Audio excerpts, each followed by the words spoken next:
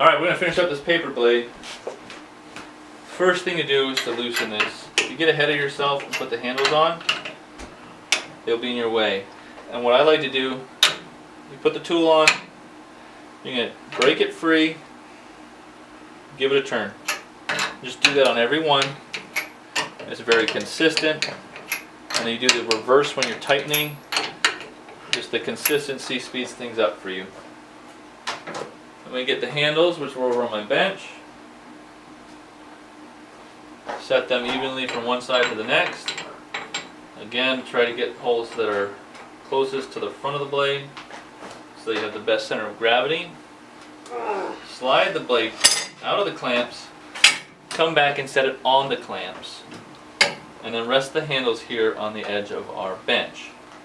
Now what I do while that's dripping and draining, I come back over to my workbench and I make sure that the bench is ready to clean the blade, which basically means I'm getting the scabbard up out of the way.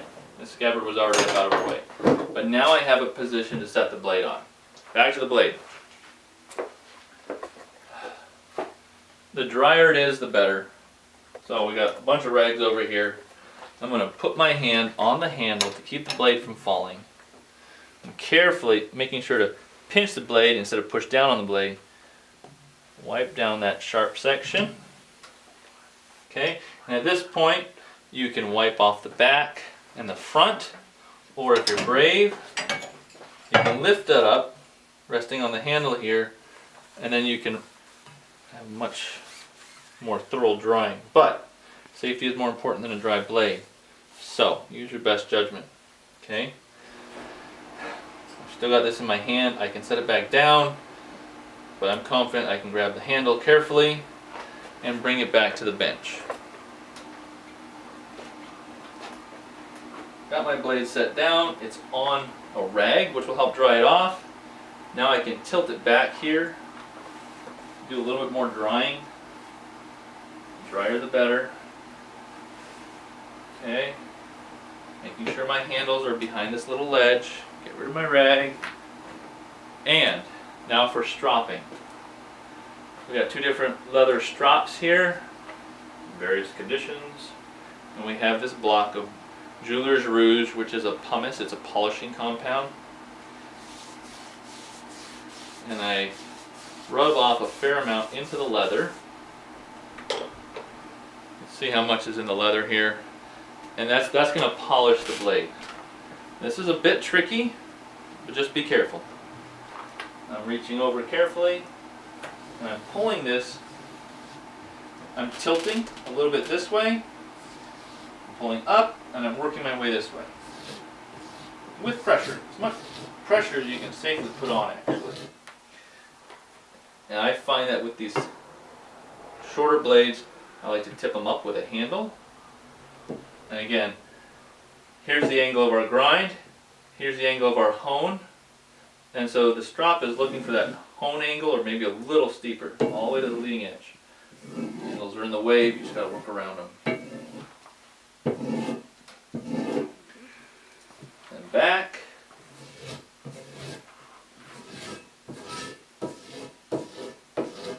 And front. And you can keep doing this for a while. The more you do it, the sharper it gets, if you did a complete hone job with the stones. But there's a point where it's not really getting sharper, and that's when you're done. So a lot of times I do that, maybe 3 passes on the back, 3 passes on the front, and then I go the other direction. So now I'm on the back, working my way right to left. I don't know if that makes a difference. It feels more complete when I do it that way. On the front, left to right. I think if anything, it lets you exert enough pressure at every point on the blade. Of course, we're being really careful only to work away from us on the blade. Unlike the stones, you pull back, it's going to slice right through the leather. Which is why I have 2 strops, just in case.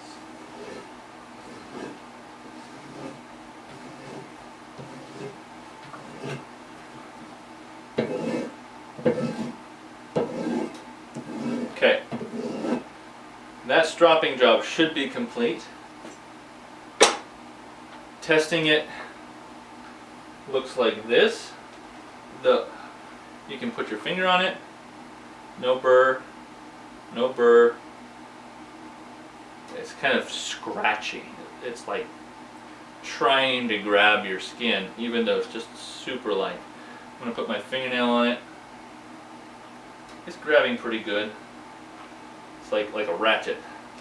I'm going to get the paper, cup it a little. I'm going to be 45 degrees this way, a few degrees this way. I'm going to give it a tiny pull as I go down. And it's cutting good. This is a sharp blade.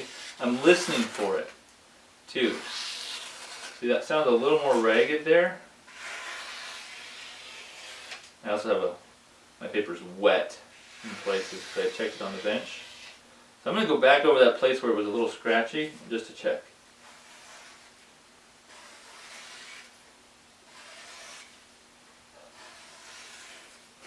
There's a minute scratchiness there that you'll only feel through a lot of experience.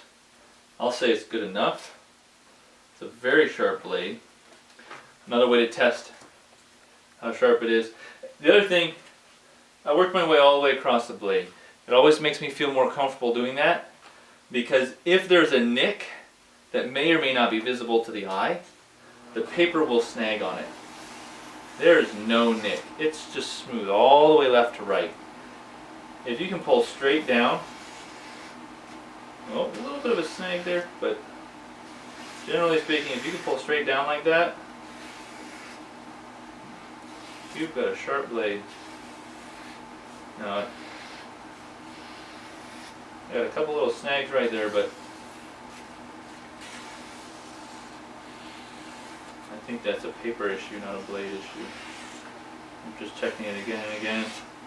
It's just working through that paper. Like see how, just play with it, see how sharp it is. Lastly, I get a white stick. I don't know if they're sharper or softer or not. Do one more pass right here. That cleans off the burr that's really too small even to see with a magnifying glass. The blade is now sharp, ready for packaging. Just for demonstration purposes, I'm going to start with a brand new paper towel. Sometimes I don't throw the other one away, but that needs to be super clean. Folding it like so. While I was prepping the bench, I could have pulled out the WD-40. Keep our WD-40 in a spray bottle because it's way more cost effective than the pressurized can. I'm going to put about 2 squirts into my paper towel.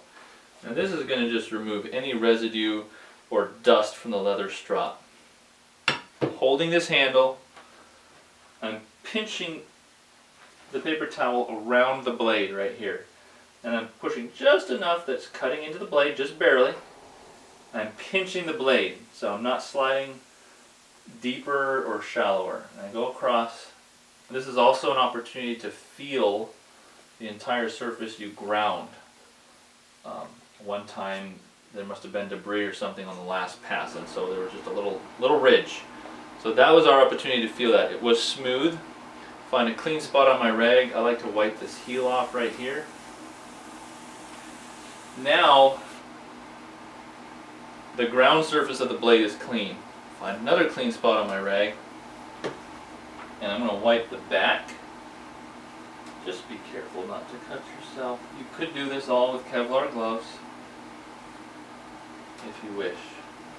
Okay, the top part of that blade is clean, and this is again only if you feel comfortable with the weight of the blade. I pull it up, I wipe the back of the blade as well as that bottom surface. And again, if you don't feel comfortable doing this, just set it back down on the rag. I like to set it onto the scabbard because the rag is more dirty. Alright, now I'm going to get a fresh paper towel and remove as much of the WD-40 residue as I can. I folded it again, same thing, pinch, press down just so it's cutting into the paper towel, but no further. Carefully work my way across. Do not do this part fast. Find a dry spot on the rag. I wipe off the heel. Open it up to a dry spot. Wipe off the back.